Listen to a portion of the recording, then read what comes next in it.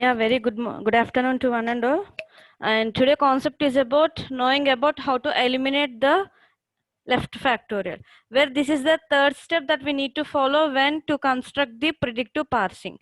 And here we're having what the left factorial is and how to represent how the grammar consisting of a left factorial, how to identify the left factorial, and how to eliminate the left factorial by using the syntaxes and the rules. And see, here we're having the slide that consisting of what the heading of the slide is left factorial, and here we're having a subheading that is in grammar with common prefixes. What do you mean by grammar with common prefixes? Before learning about what the grammar with common prefixes, initially we need to know what the left factorial is. And here, if the grammar is left factorial means it consisting of the problem. Left factored means after removing the left factorial, that type of grammar can be called as a left factored grammar. Right, make a note of this. Left factorial is an consisting of the problem with the given grammar. Left factored is nothing but an after eliminating the factorial from the given grammar. That type of grammars can be called as an left factored grammar. And here, if the grammar is left factored, then it becomes suitable for the use. For what? For suitable for what? For constructing of first and follow functions.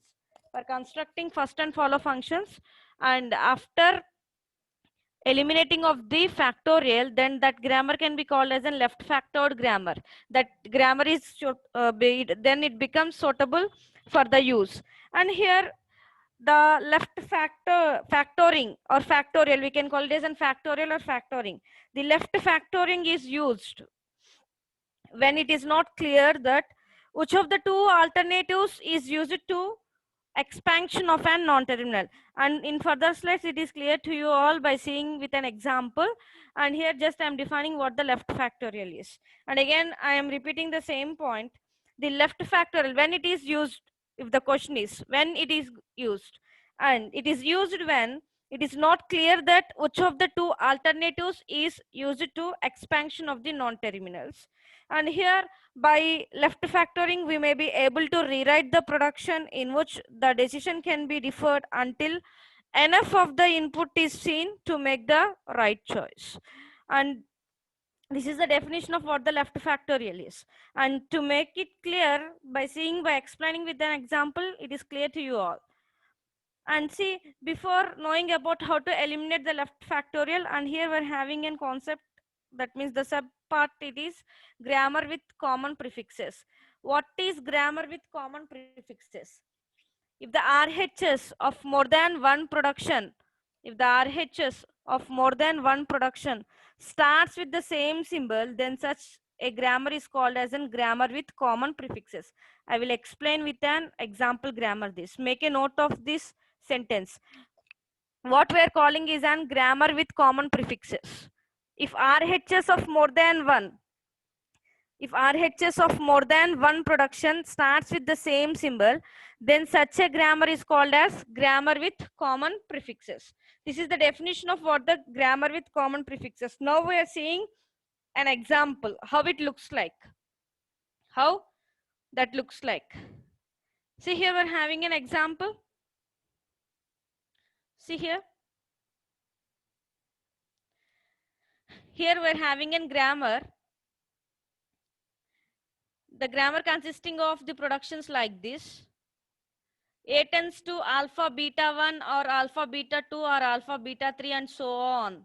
And so on. This can be what the grammar with common prefixes, in the sense the right hand side of the, see here, the right hand side. Sometimes we're calling this as a left hand side. Why? Because when we are forward to the example, then the after tends to what we are having, that can be taken as an RHS.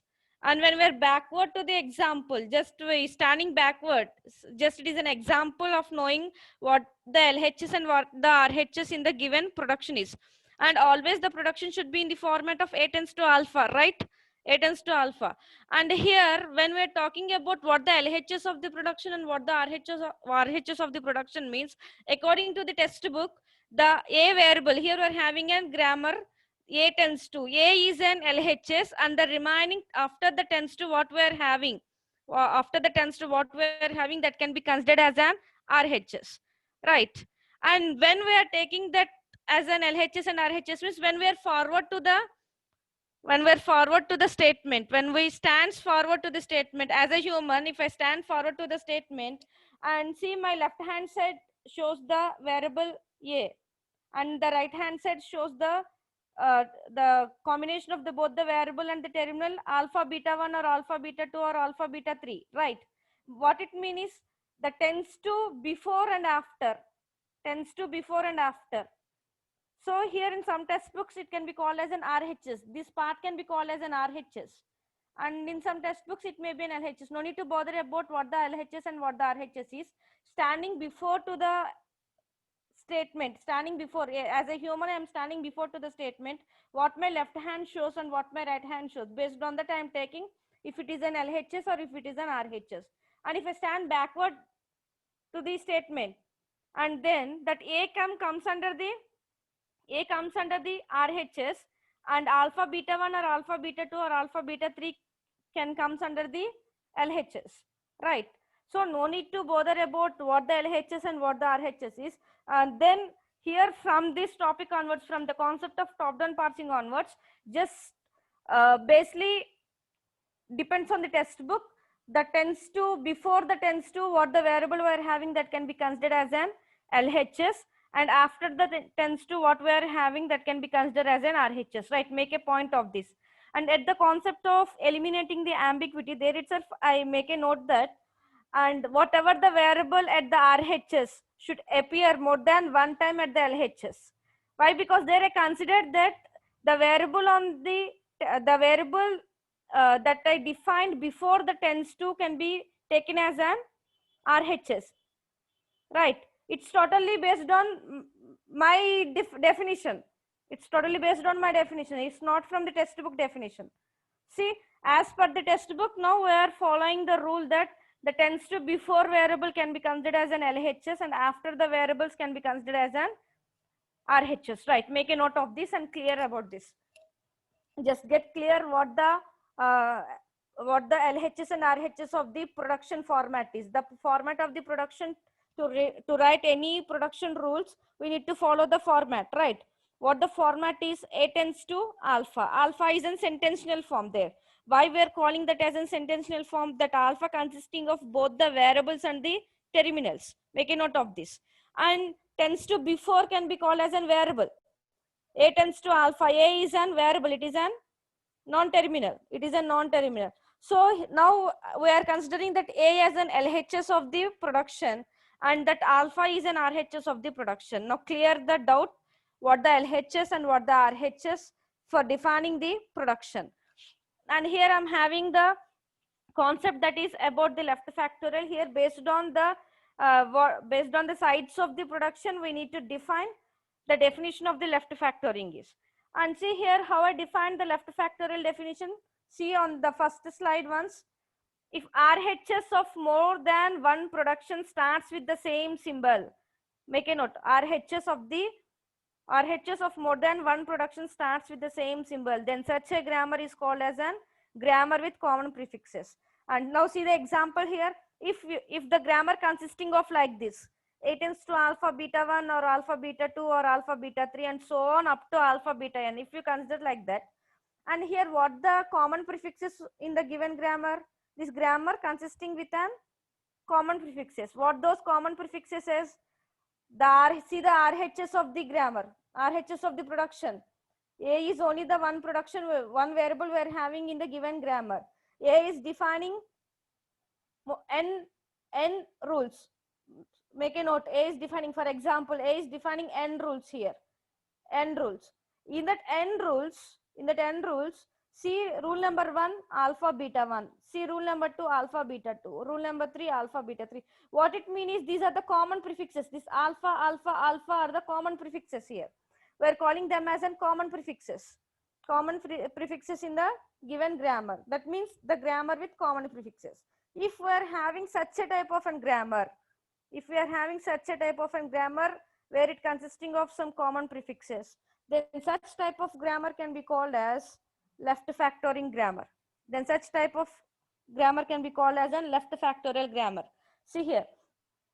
See, note down the points here. Just I am revising the points. This kind of grammar creating a problematic solution for top-down parser. As we all know, that's why we are eliminating this problem. We are considering this as a serious problem, as a major problem for constructing the top-down parsers. So we are eliminating this. We are eliminating this by knowing the syntaxes of, by following the syntaxes and rules of the factorial or recursion or ambiguity and all on those, right? And what the second point here is, the top-down parsers cannot decide which production must be chosen to parse the string in hand. Right, this is the most important point. Why? Because see here I'm having alpha beta 1 or alpha beta 2 or alpha beta 3 and so on, alpha beta n. How can I choose that? How can I choose the alternatives to generate the input string? It's very difficult. So it creates some major problem for choosing an alternatives for generating an or for deriving an input strings. So what the left factoring means, the left factoring is a process by which the grammar with common prefixes is transformed to make it useful for top-down parsers. To make it useful for top-down parsers. How we are making the left factorial grammar, that means where the grammar consisting of the common prefixes, how we are making them, how we are transforming them to an left factored grammar, to an left factored grammar. See, here we are having an example for that.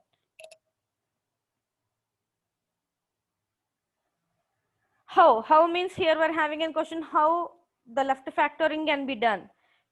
See, here we are having some points. How the left factorial grammar is transformed into left factored grammar. In left factoring, we make one production for each common prefix. Guys, in the place of, if in the example, alpha is the common prefix. In the above example, as we seen in the last slide, alpha, alpha, alpha. In the three rules, we're having an alpha, alpha, alpha, where it is a common prefix.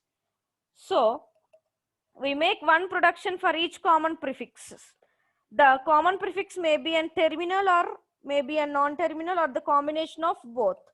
And now what we need to do is reset the derivation is added by new productions. Here we're adding some new productions as we done in an, it was already done in the concept of an ambiguity. There we saw some adding of new productions and defining the rule for the new productions to make it as a live variable, right? And by doing the three steps, then the grammar obtained after the process of left factoring is called as a left factored grammar. By seeing an example, you can clearly understand just by learning these steps. See, all of you see the example that I shared to you all. Once all of you see the slide and make a note of this. And here I'm having a grammar like A tends to A alpha 1, A alpha 2, A alpha 3. And here what the common prefixes are A, because in each and every rule we are having the common variable or common terminal. It may be a variable or terminal. No need to bother about, only the grammar should consisting of common terminal like that. Both any, it may be an in some examples we're having an common variables in the sense non-terminals. In some examples we're having an terminals like this. In some examples we're having both the variable and the terminal combination, both the common prefixes with variable and terminal combination. So see, with this example here I'm having an example where my A is a variable, where A is deriving the rules like this, deriving or defining, we can use any terms. A tends to A alpha 1 or A alpha 2 or A alpha 3. What the common prefix here is, it is a terminal small a. It is a left this grammar consisting of a left factorial. This grammar consisting of an left factorial. How to eliminate this factorial into factored? How to eliminate this factorial into factored grammar? In this way. What it means is, if the grammar looks like this, then we need to modify the grammar into these two rules. Modify the grammar into these two rules. What are those? If the grammar looks like A tends to A alpha 1 or A alpha 2 or A alpha 3, then it is transformed into A tends to A dash. What A dash? Here A dash is a new variable, as we already seen in the last slide. There we are introducing or adding some new variables. This A dash is a new variable here. To make it as a live variable, just define the rule for this. What A dash is, whatever the alphas we are having, all those comes under the A dash, right? The common prefix is defined with the starting symbol of the given grammar. A tends to A dash. What A dash is, whatever the alphas we are having, alpha 1, alpha 2, alpha 3, those can be comes under the A dash. And this is an grammar with left factorial, and this is the grammar with left factored. Grammar with left factored. What it means, it is a modified grammar. After eliminating the left factoring, the output that we are writing in the form of these two rules, where that grammar can be called as a left factored grammar. Make a note of this syntax, which will be useful for solving the problems. Solving the problems means by taking the grammar as an input and eliminating the left factorial by following with this syntax rule. Make a note of this.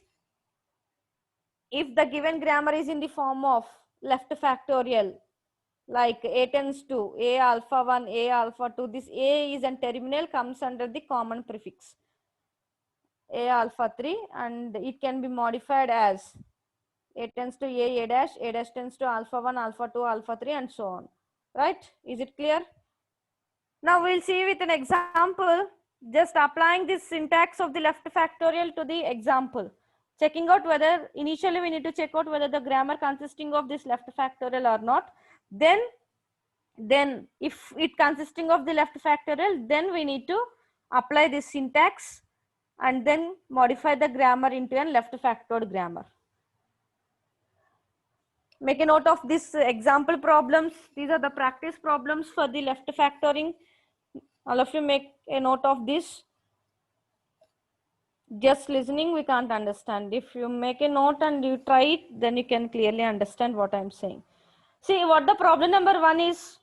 Do the left factoring in the following grammar.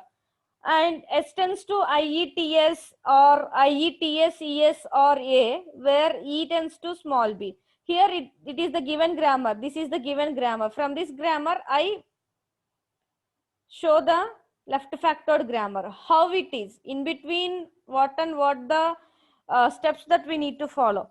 See, as we all know what the common prefixes are. One time if the grammar consisting of only with the terminals, or one time if the grammar consisting of only with the non-terminals, or it may be the combination of both the terminal and the non-terminal, right? See here in the given grammar. Now I am checking out what the common prefixes in the given grammar are. What the common prefixes in the given grammar are. See, S is here the variables are S and E.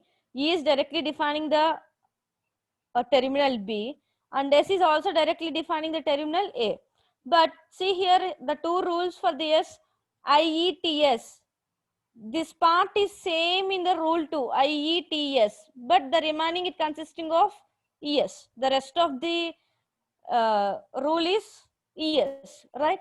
Now, just I'm mapping this with, I'm mapping the overall S tends to all this with A tends to alpha beta 1 or alpha beta 2 or alpha beta 3, so on. Now, this is an A, mapping with S with an A. Mapping. Now I am following the syntax rule for the left factorial because I find out what the common prefixes are. Just underline there. Underline IETS. Up to here IETS underline. This is the common prefix, right? Common prefix in the given grammar. And now I am mapping this with the syntax of the left factorial. How? A tends to alpha beta 1 or alpha beta 2 or alpha beta 3 and so on, alpha beta n. That is the grammar syntax for the left factorial. Now I am mapping that with this. A tends to, the S is an A. This is an alpha. What the beta 1 is epsilon. This is an alpha. What the beta 2 is ES. Right? ES. S tends to A. S tends to A is an S tends to A. No need to map here. Right? Now, what it becomes? What it becomes? If we are having the rules, the grammar, mapping the grammar with this, then how to eliminate this grammar into this? How to eliminate the left factorial and finally how to get the left factored. What it means is mapping with this and getting the rules of these two. Getting the rules of these two. A tends to A dash. The first rule is A tends to A dash. See in the example. What is A here? A or alpha, we can whatever you can take. Or we can now you consider this with an A. This is an A. Alpha 1 is an epsilon. A. Alpha 2 is an ES. And A is A.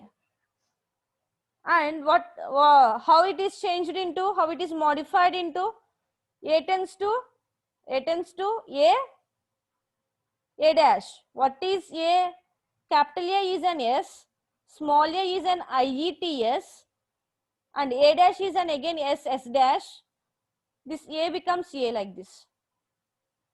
And what the S dash is, see here, what the S dash is, what the A dash consisting of, whatever the alpha 1, alpha 2, alpha 3 in the given grammar.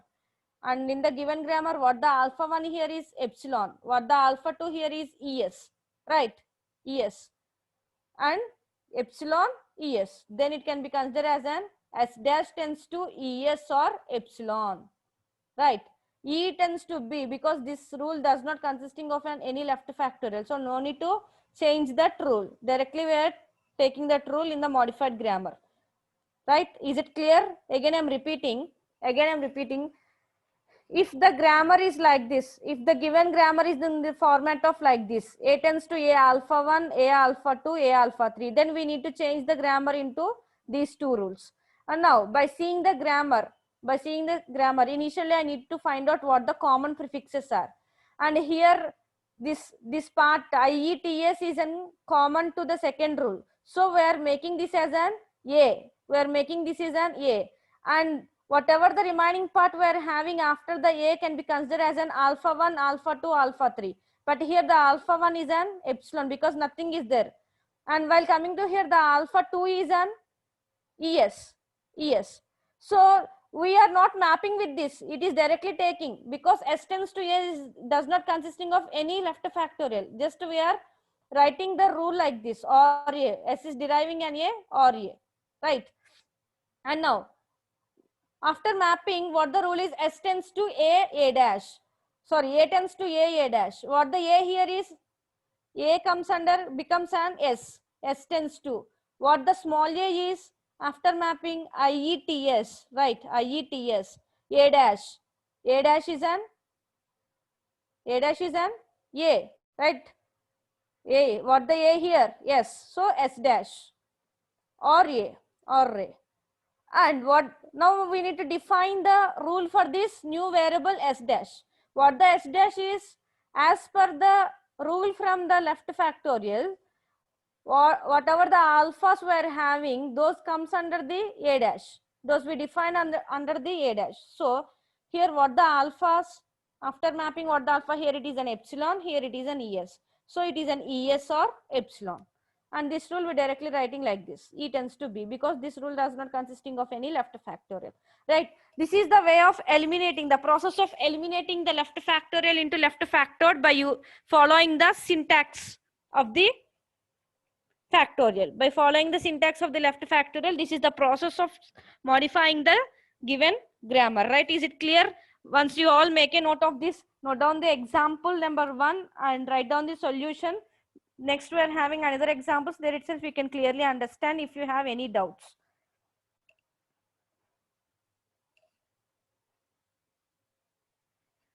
See problem number 2. In problem number 1, we done only single left factorial. Means single left factorial means, see, if you understand this example, then it is very clear to you to know what the second example is. Now I am explaining the second example. Do the left factoring in the following grammar. What the grammar is? A tends to AAB or ABC or AAC. See what the commonality here we're having. Commonality in the sense common prefixes we're having. What the common prefixes in the given grammar? See the first A is mapping with all the three rules, right? The first A is mapping with all the three rules. Now you map this grammar with the syntax of the left factorial grammar. Now it is in the form of A tends to A alpha 1, A alpha 2, A alpha 3. And what A is A here.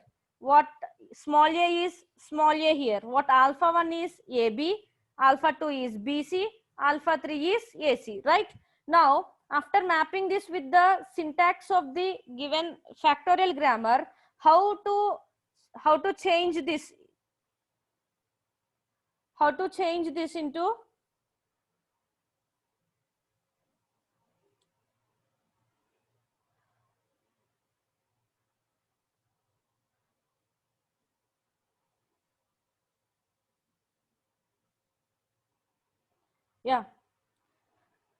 how to change this into the factored grammar? By applying or by following the two rules, right? Is it clear? And after mapping that with this one, after mapping that with this grammar, mapping that in means A tends to A alpha 1, A alpha 2, A alpha 3 is mapped with the given grammar. Now we all know what the A is, what the small a is, what the alpha 1, alpha 2, alpha 3 are. Now just defining the two modified rules. What the two left factored rules? A tends to A dash. See here, A tends to A dash. What the A dash is? Whatever the alphas we are having in the given grammar, that means alpha 1, alpha 2, alpha 3, AB, BC, AC, right? This is the modified grammar. This is the modified grammar. This is the modified. Again, I'm checking out whether is there any necessity to do double factoring. Any necessity to do the double factoring, right? See here. See here. Again, this is a grammar with common prefixes. What the common prefixes are? See here, we're having A. In the second rule of this, we're having A. So no need to change the first rule. First rule is as it is like an first rule after modifying. So just write down the rule 1 as it is. A tends to A dash. Now where we are applying the factorial syntax? For this rule, right? A dash tends to AB or BC or AC. See, in these three rules we are having the common prefixes at A in these two. Now map those with an new variable. What, or map those with the syntax of the left factorial. Map those. A tends to A small a alpha 1. This small a, no small a here. Take this one. A alpha 2. A alpha 2. And how we wrote here, if you take it as an A double dash, you can use A double dash, or directly we can use a new variable like an D, because this grammar consisting of A, B, C, the other new variable like an D. Here I am introducing the new variable D, right? And I am applying the left factorial for only the A dash. Make a note of this. I am applying the left factorial for only the A dash. And how the factored rules are? It is a left factorial. How it is modified into factored rules?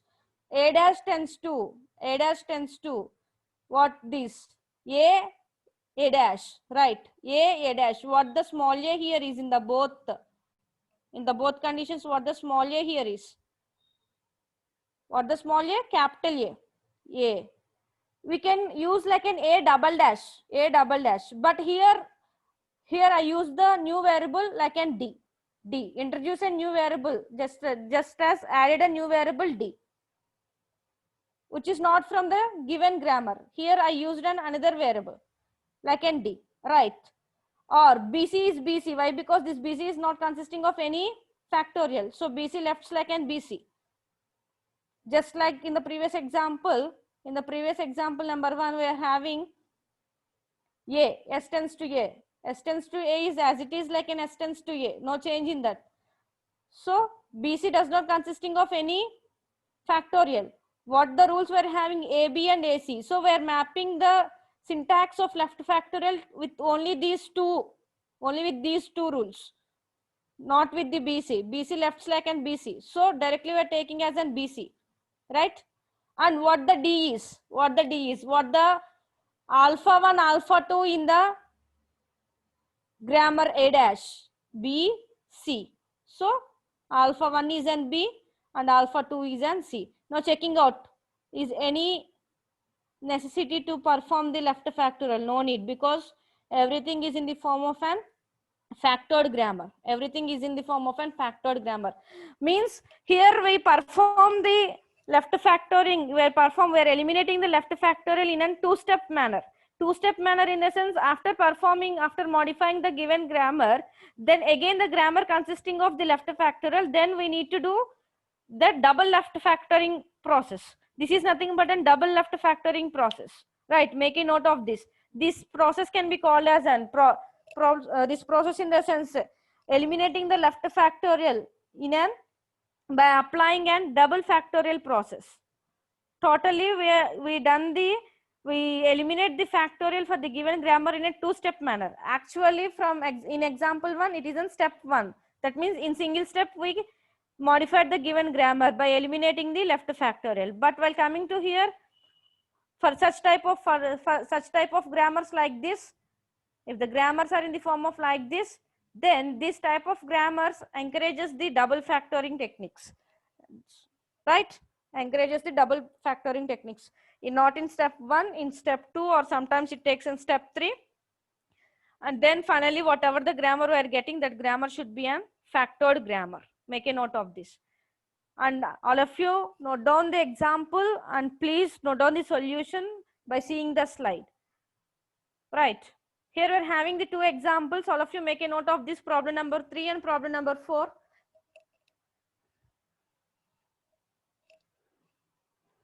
This is an assignment for you for the next class. I will ask any one of you to give the answer. Then everyone should ready for answering to my question. So note down problem number 3 and problem number 4. And please do the left factorial and get the modified grammar in a left factored grammar. Right.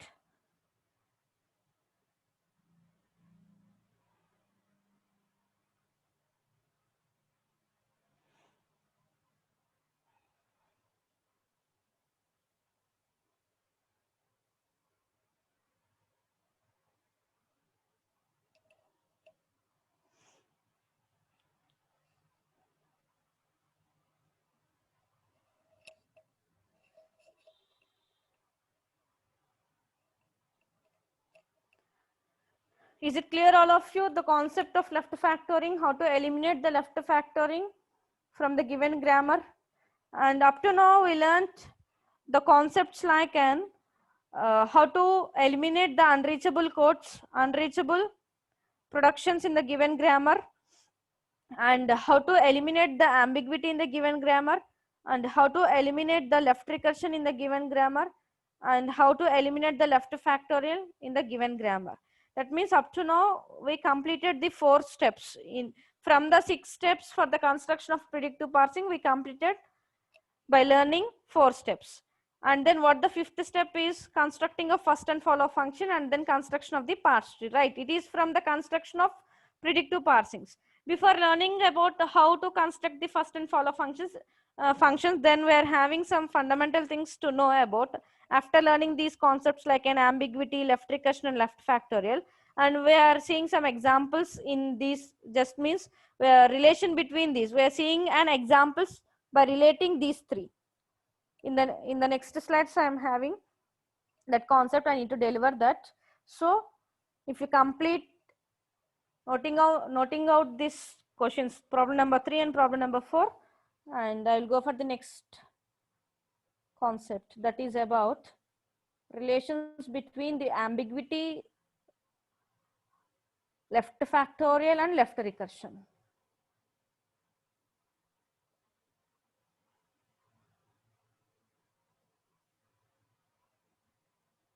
Yeah. Let's see the new concept that is about the relation between left recursion, left factoring and ambiguity. There is no relationship between, here we are having a statement, there is no relationship between these three. What those three are: left recursion, left factoring and ambiguity of the grammar. And here we are having some points. Once read down those, all the three concepts are independent and has nothing to do with each other, right? While seeing the three concepts, by learning and understanding the three concepts and knowing about what the syntaxes and what the rules there we followed, and by knowing the concepts of these, that means we understand something in the concept of a left recursion. In the concept like a left recursion, we know how to eliminate the left recursion just by following the syntax of this. And in the left factorial, just whatever the slides that we learned in this class, the starting of the class starts with a left factorial and knowing the syntax of that factorial and knowing how to apply that syntax to the given grammar and how to modify it as an left factored grammar. And is there any syntax rules that we followed for the ambiguity, like and left recursion, like an left factorial? No syntax that we followed in an ambiguity. We know how to identify the ambiguity just by learning the concept, and that is itself by introducing or by adding the new variables we eliminate that ambiguity. These are the basic fundamental points that we know about what the recursion is, what the factoring is, and what the ambiguity of the grammar is. So the first point is there each and every concept is independent concept. There is no relation between each other, and the presence or absence of left recursion does not impact on the factoring and the ambiguity, and the presence and absence of left factoring does not impact on recursion and ambiguity, and the presence and absence of ambiguity does not impact on left recursion and left factoring, right? These are the most important points, right? There is no connectivity between these three, there is no relation between these three. Then if you does not done the left recursion, there will be no impact will be find out in an left factoring or ambiguity. Then the meaning of that presence or absence is that, right? These are the most four important points under the relation between recursion, factoring and the ambiguity. And see, by seeing the examples, how the examples will support these points. What the first example is: ambiguous grammar with left factoring. Make a note of this. The given grammar is an ambiguous with left factoring. With left factoring means what? Means the grammar consisting of an common prefixes, right? By seeing the grammar itself, we can understand why. Because a, small a, those two are the common prefixes in the given grammar. So that grammar consisting of an left factorial. And how we can say that it is an ambiguous grammar? If it generates more than one parse tree for the given input string, then automatically we can say that it is an ambiguous, right? See here, seeing the tree structure, parse tree structure, and finally clearly what the statement we are giving here is two different parse trees exist for the string w is equal to a. For the w is equal to a, here we generate two different parse strings. Therefore, the grammar is an ambiguous. Just by seeing the grammar, we can easily identify that it is a left factorial.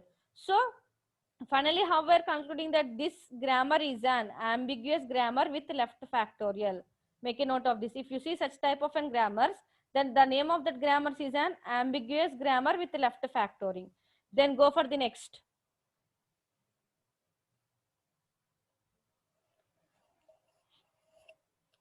See, consider the grammar. It is an unambiguous grammar, but the given grammar is an left factoring grammar. Because today we learned the concept about an left factoring. So I am showing the examples for this left factoring concepts. One in the last slide, it is an ambiguous grammar with left factoring. And here we are having the unambiguous grammar with left factoring. See again, a. That means we are having the common prefixes a. So it is a left factorial, right? And how we can say that it is an unambiguous grammar? From the overall grammar, what the language consisting of, the grammar, the language generated by this grammar consisting of only the two strings. What those means, either it may be AA or it may be AB. Only the two strings that we are going to generate. So see the tree structures for those two strings. Then clearly it defines that it is an unique, it generates a unique parse tree where it exists the both the strings. Existing with the both the strings, it generates only the unique parse tree. Therefore, the grammar is an unambiguous, right? Therefore, the grammar is an unambiguous. But from the grammar, the grammar consisting of an common prefixes like an A and A, then it is a left factoring grammar. So, what the statement here is, unambiguous grammar with left factoring. Unambiguous grammar with left factoring, right? Unambiguous grammar with left factoring. And these two are the concepts under the ambiguous grammar with left factoring and unambiguous grammar with left factoring. And then we're having other concepts like an ambiguous with left recursion and unambiguous with left recursion. So in further these further examples I will explain in the next class. Then I think you all understand the today's concepts. Why I explain only these two examples means today concept is about an left factoring concept. And this starting of the class starts with what the left factoring is and what the syntax of the left factoring is, how we apply the syntax of the left factoring to the given grammar, and how we modify the grammar as a left factored by using the two syntax rules of the left factored grammar. And in the last slides I explained all this. So to make you clear, just I am showing these two examples for the concept under what the relation between the ambiguous and unambiguous with left factorial, right? Ambiguous and unambiguous with left factorial. But here there is no relation is there between these two. But by taking the grammar, we can show that the grammar with an ambiguous along with an left factorial. We can show that the grammar with an unambiguous along with an left factorial, right? For knowing that how to show the ambiguous grammar and unambiguous grammar with the left factorial, we are learning this concept. Nothing is there in this. As in the first slide of this new concept, I clearly defined there is no relation between these three. These three are the major issues, major crucial problems in a top-down parsing. So we need to eliminate those. For eliminating these, there is no direct method for elimination. We need to follow some syntaxes for eliminating. We need to follow some algorithms and syntaxes. So for that, we learned these concepts. For eliminating these in a top-down parsing, we are learning these concepts. Why? Because to construct the predictive parser, whatever the predictive parsing we are constructing, it should be an unambiguous, it should generate the unambiguous parse tree, and it should be an precise, and it should be an in detail parse tree. That means it should need and complete information, right? So to follow all these, just we are implementing this, just we are doing the elimination process for these concepts. Right? Is it clear to all of you? In the next class, I will explain the remaining examples in the concept like a relation between left recursion, left factoring, and ambiguity.